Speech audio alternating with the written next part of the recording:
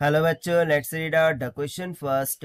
A concrete sphere of radius capital R has a cavity of radius small r which is packed with a sawdust.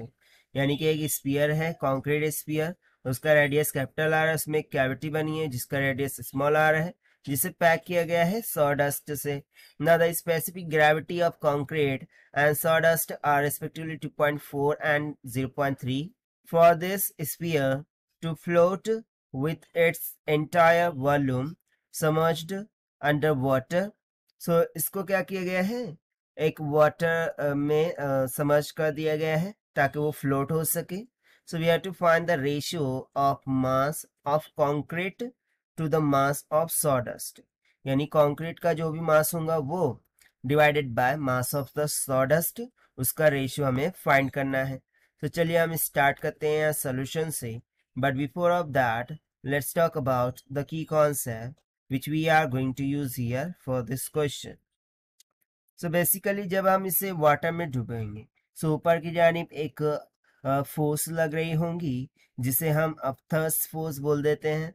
so उसको हम मान लेते हैं F and this is equals to rho Vg, density into volume into gravitational acceleration, right? And also if you see that, so यहाँ पर एक sphere की बात हो रही है. सो उसके लिए बेसिकली वॉल्यूम का फॉर्मूला क्या हो जाता है, 4/3 पाई आर का क्यूब. ठीक है, सो ये भी हम यहाँ पर यूज करने वाले हैं. सो चलिए सबसे पहले सिचुएशन को अंडरस्टैंड कर लेते हैं कि लेट सपोज कि कैविटी हो गई, यानी कि ये स्फीयर है कंक्रीट और ये कैविटी हो गई. ठीक है, कैविटी का रेडियस हमें कितना गिवन है, स्मॉल आर, और जबकि कंक्रीट का रेडियस कितना गिवन है, कैपिटल आर के इक्वल. सो आपको ये जो कैविटी दिख रही है, ठीक है, कैविटी स्मॉल आर, इसको किससे पैक किया गया है, सॉ डस्ट से. सो उस पॉइंट ऑफ व्यू से हमें मास ऑफ कंक्रीट और mass of saw dust find करना है. तो चलिए हम स्टार्ट करते हैं यहाँ फाइनली सोल्यूशन से. तो सबसे पहले सो देखिए, मैं यदि बात करूं कि जो जब हम इसे वाटर में डीप करेंगे, ठीक है, सो उस टाइम पर अपवर्ड फोर्स लग रही होंगी, अपथर्स फोर्स, दैट इज एफ. ठीक है, सो ये जो अपथर्स फोर्स होती है ये किसके इक्वल होंगी, वेट ऑफ बॉडी के, right? So here I can say that the upthrust force, this should be equals to the weight of body. So from here I can say that, let's suppose कि ये कुछ W के equal है. So this should be equals to concrete sphere का weight, ठीक है, plus जो saw dust है उसका वेट. ठीक है, ये दोनों के क्या होंगी, इक्वल होंगी. अब यदि मैं बात करूं अब थ्रस्ट फॉर कंप्लीट बॉडी, सो वो क्या हो जाएगा, वॉल्यूम इंटू रो इंटू जी, जैसे कि हमने कंसेप्ट में लिखा है. तो उसके लिए मैं मान लेता हूं कि कंक्रीट के लिए अब थ्रस्ट फोर्स सी लग रही है. ठीक है, सो वो हो जाएगा V rho G. So this will be equals to 4/3 pi. Now see concrete के लिए रेडियस क्या होगा, सो आउटर रेडियस है कैपिटल आर, इंटरनल रेडियस है स्मॉल आर. सो कैविटी के लिए क्या रेडियस हो जाएगा, यानी कंक्रीट के लिए R minus R. So basically ये हो जाएगा आर का क्यूब माइनस ऑफ स्मॉल का आर क्यूब. ठीक है, multiply by density of concrete, so उसको हम डेल सी बोल देते हैं, इंटू जी. सिमिलरली यदि मैं वॉल्यूम लिखूं, सॉरी थ्रस्ट फोर्स लिखूं फॉर द सॉडस्ट, सो उसको हम मान लेते हैं एस के इक्वल, and it will be equals to 4/3 pi R का cube into rho S G, जहां पर rho S density of the sawdust हो जाएंगी.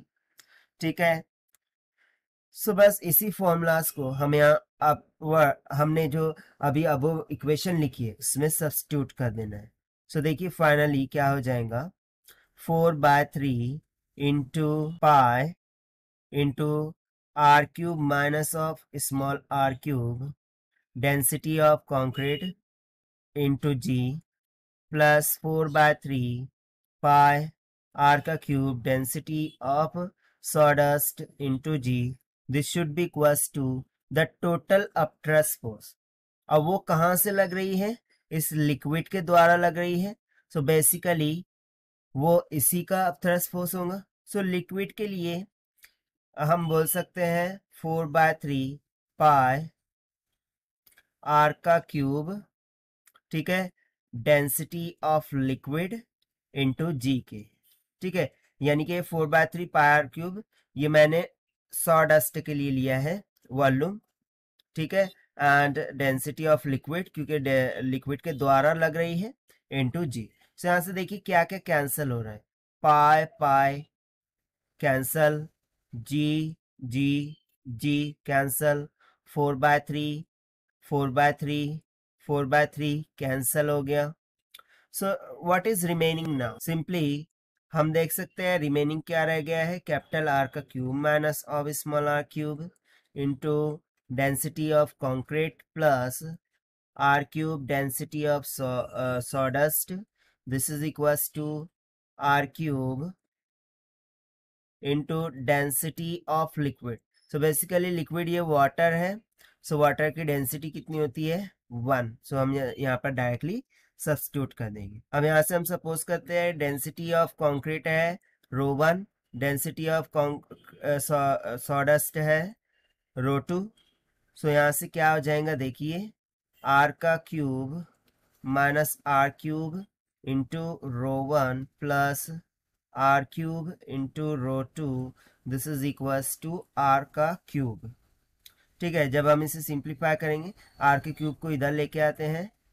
सो आर का क्यूब मैं कॉमन कर दूंगा. सो क्या बच जाएगा? ρ1 minus of 1. This is equals to small R का cube ρ1 minus of ρ2.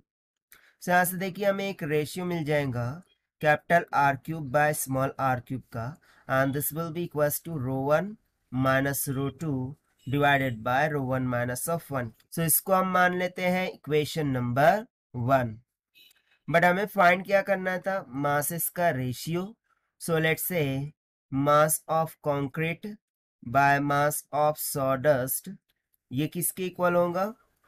We into rho के. क्योंकि देखिए मास क्या होता है? Mass is equals to density into volume, right.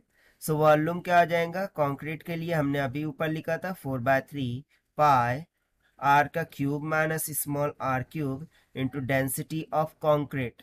सो हमने डेल सी माना था, सॉरी रो सी माना था, डिवाइडेड बाय 4/3 पाई आर का क्यूब इंटू रो एस, ठीक है.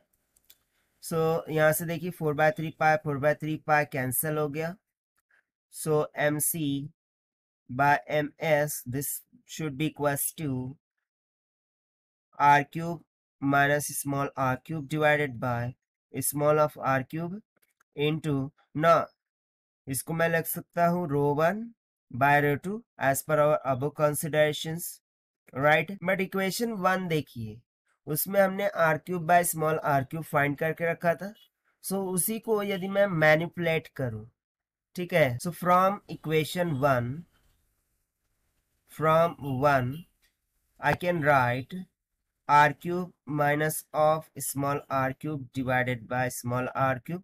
सो ये किसके इक्वल हो जाएगा? देखिए ρ1 minus ρ2 minus of ρ1 minus minus will get plus 1 divided by ρ1 minus of 1.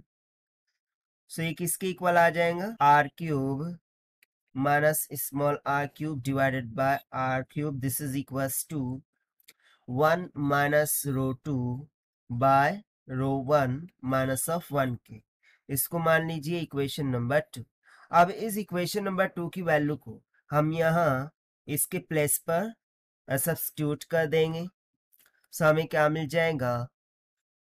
M C by M S ratio will becomes out equals to 1 minus ρ2 by ρ1 minus of 1 multiply by ρ1 by ρ2. अब हम यदि यहाँ पर value substitute कर दें, क्योंकि देखिए ρ1 हमें कितना गिवन था? 2.4. See here specific gravity of concrete and sawdust are 2.4 and 0.3. So concrete के लिए 2.4 हो गई and sawdust के लिए रो 2 जो कि कितनी गिवन है हमें 0.3 के इक्वल. so यहाँ सिंपली क्या हो जाएगा 1 minus 0.3 divided by 2.4 minus 1 into 2.4 divided by 0.3. so ये 8 तक चला जाएगा और जब हम इस सिंप्लीफाई करते हैं ये हो जाएगा 0.7 डिवाइडेड बाय 1.4 इंटू 8. सो 7 2 ज़ा 14 2 4 ज़ा 8. सो इनका रेशियो सिंपली किसके इक्वल निकल के आ जाएगा 4 के इक्वल. ठीक है. So mass of concrete by mass of sawdust उनका रेशियो कितना निकल के आ गया 4 के इक्वल. यही हमसे पूछा गया था and this we have found by using the concept of upthrust force and volume of sphere. So this is the required solution. I hope you understood it well. Best of luck. Thank you.